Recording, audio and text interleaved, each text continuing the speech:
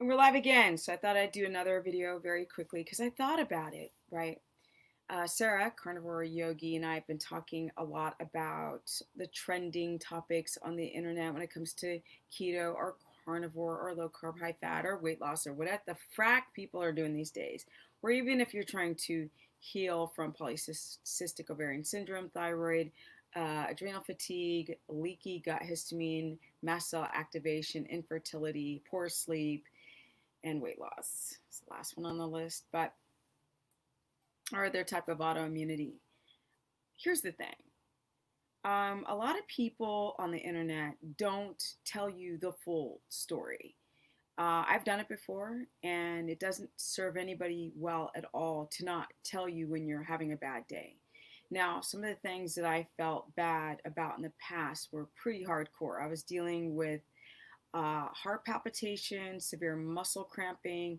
And this is in the beginning of my keto adaptation. But then at that time, 13 years ago, there wasn't a lot of information about low carb diets and how they can completely frack up your electrolytes and which can bog down your kidney function.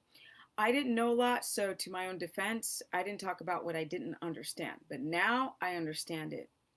People who are doing the intermittent fasting and the one meal a day, they're not telling you when they're binging, when they're what their cravings are, when they crash, because people aren't talking about how are you ketotic or how are you getting your electrolytes in if you're only eating one meal a day.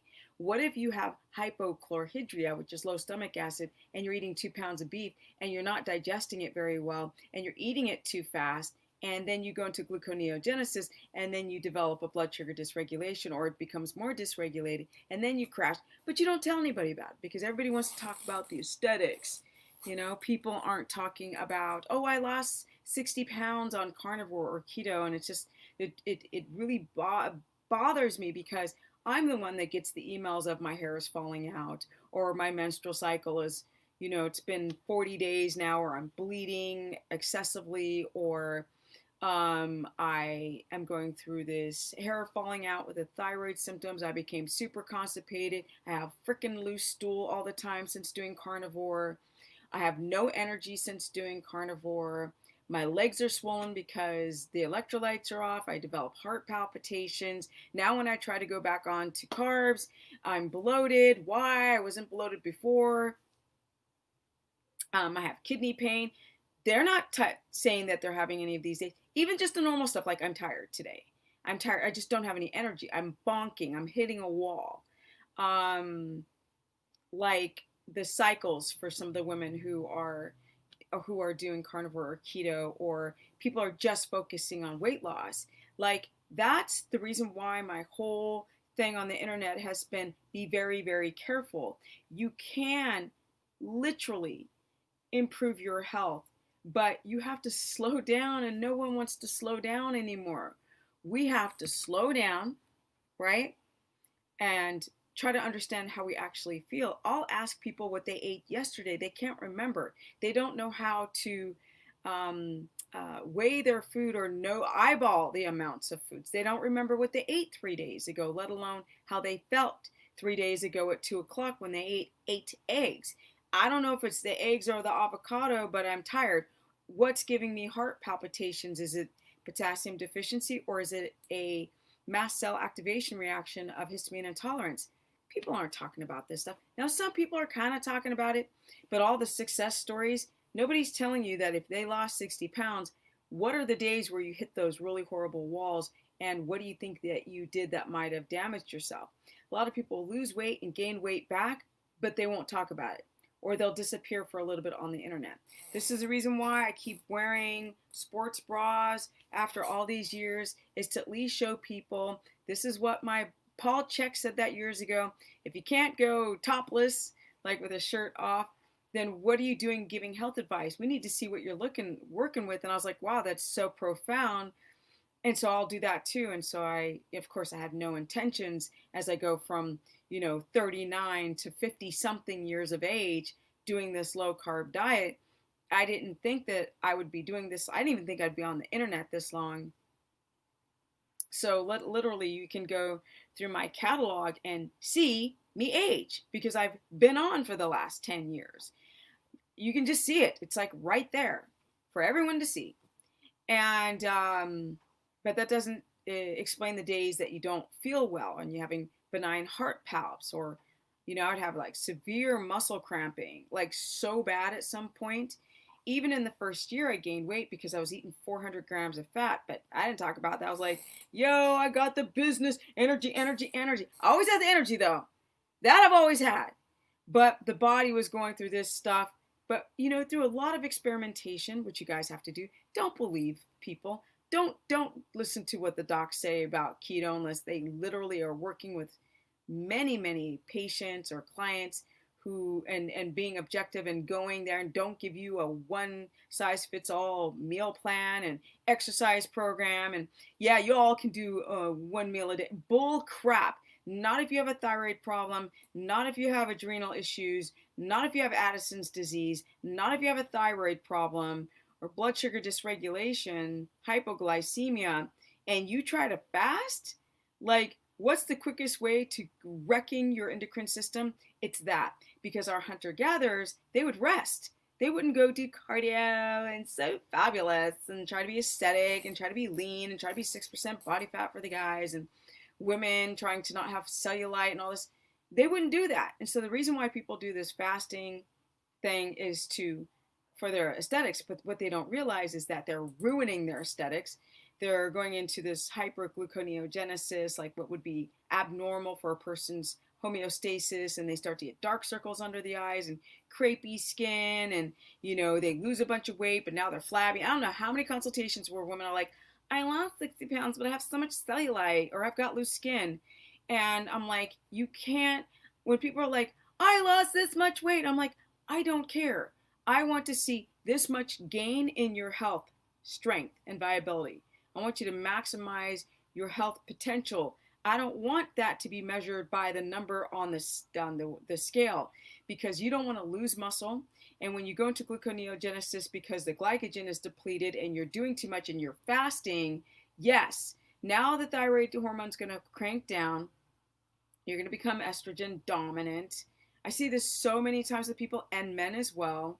People are so focused on aesthetics, they don't see that their skin is starting to crepe, and men start to lose muscle in their legs, and women start to lose muscle up above, and they look like T-Rex with the estrogen dominance hips below, and people are carrying the fat around the waist. And I get tired of all these gurus, not to point out anyone, right? Because there's a lot of great people out there, but like, say when you're having a bad day, bruh. Like, say, like, if you don't know, say, I don't know. Don't say everything's great for everybody when it's not, clearly. We are very similar as humans, but our damage is very different. So there is no one diet that is, people are like, is keto good for everyone? I'm like, well, yeah, but along the way, if you have any of these health issues, or if you have anything difficulty with managing your life, like I can't because I work for myself, but if you can't and your body's stressed out and you have underlying conditions, then keto might not be the dietary measure that you want to choose, or carnivore, even worse with high protein, if you've got issues with uric acid and your electrolytes are fracked up and you're trying to do low carb diets and you can't. If you've got leaky gut, you're drinking too many teas, you're robbing yourself of tannins or robbing yourself of minerals. Like, there's so many things you got to balance, but once you get it, you guys, it's amazing what can happen to your body on a ketogenic omnivore or high fat carnivore protocol. Even low carb, high fat might be something you might want to consider for the low term until you can manage that thyroid or your hypoglycemia. Stuff to think about. Don't always believe people, because if you're saying that you feel crappy on a diet that you promote, then you ain't going to get paid. That's what I think people might feel consciously or subconsciously. But someone told me once when I got my book deal, I was explaining what I was going to put in the book, and they were like, don't do that. Nobody would buy the book. And somebody said, you can't buy the truth. And I said, watch me. Because I'm not lying to I push back against everyone. Everyone's like, oh my God, it's so amazing, carnivore. Oh my God, keto's so easy. It's so amazing. It's so like, here's some almond butter. Oh, like, everybody does that. Oh, my weight loss journey. But nobody's telling you when they have a bad day. So, the truth is pretty clear, but a lie is always confusing. If things look too good to be true, they probably are. For me to be this healthy, I just came out. Where's my Thrasher magazine? I just came out in the latest Thrasher magazine, and this guy was like, "Damn, Steph, you look so young. Like you still look the same. Like you still look Steph. Like Steph, this is from the Steph from the past. Like they've known me from like 35 years ago." And I'm like, "Yeah, because Steph don't play. Like I'll do whatever it takes. If I have to eat dirt off the ground to get minerals, like I will friggin' do it. Like I'm not playing with my health. We only have this body one time. I'm only gonna be Steph one time. So I want Stephanie to have the best life ever." Kind of all over the place, but I just was thinking off the top of my head when men are saying like, "Ah, it's no problem fasting." Like, how the frack would they know? They don't know. Yo, I'm a woman. I know what happens on that monthly cycle. It's gnarly. Yeah, men don't understand. Yeah, big difference with female hormones compared to men. That estrogen, whoa, right? Men don't understand. We have like 10 times less testosterone than men. We have a lot more oxytocin production, and men have lot more vasopressin. The menstrual cycle can just wipe women out, and men don't understand this at all. Yet they're telling you to do stuff that can literally mess with your reproductive hormones. Well, how would they know? Unless you're working with a ton of people who are saying, "I fasted," or "I ate this much meat and my period stopped," or "now I'm over bleeding," or "now I'm having hot flashes." How would they know? They don't. Or if somebody's having a bad day, they don't say that they're having a bad day or a bad week or this isn't working, because if your whole identity is Stephanie Keto person, that's the reason why I'm like doing low carb now, not myself, but I'm helping people adjust with low carb or with carnivore or high fat carnivore, because like what you need to do when you drop out your carbs is be very smart with the blood sugar and your rest and your exercise and the quality of food and the timing and the circadian rhythm, because with chronically low glycogen, whoa, be very, very careful. I hope this helps. I need to stop working. Yeah, I need to stop working. You can go to stephanieperson.com if you want to book a consultation. Uh, Email me through the contact list. I'll put you on, email me through the contact page, Freudian slip. I'll put you on the list for consultations. Also, I have a course which is through stephanieperson.com where I cover all three lifestyles: low carb, high fat, keto, omnivore, and high fat carnivore. And we go through it. I mean, I'm finally getting some help on this course because I work my ass off. People keep asking me about the book. The book needs to be edited, but to do that, I just rescued a horse. So he's finally, you guys, finally breaking some of these very bad habits of being abused. So I can finally stop going to this ranch 6 hours a day and then working 12 to 14 hours a day and then sleeping 5 hours a night. I can finally start to open up my schedules and get help to run things more smoothly. All right, now I gotta go. My Instagram is Stephanie Ketogenic, and my Facebook, that's all free content. My Facebook is Stephanie the Business Person. And in these times, these days, which I'm very fortunate, you guys, with what's going on with Sharona, I'm very fortunate. I feel really bad for the people who are suffering with losing their businesses and people who are scared and confused. But with me, I feel very fortunate. I just do. There's not a day that I don't wake up in the morning and I'm like, thank you. I'm just so fortunate for everything in my life. Yes, it's a big thing. And I just want to leave you guys with this. The truth is never confusing, but a lie always is. If you guys are confused today about anything, please do more research. Don't just flip on the tube and believe it. Just don't hear what a doctor says and believe it, and he put you on 20 meds. Even the holistic functional doctors have you guys on all these stupid supplements you may not even need, which might be causing more harm.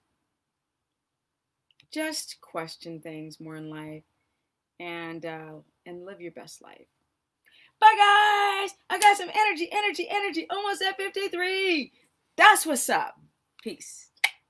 Yeah.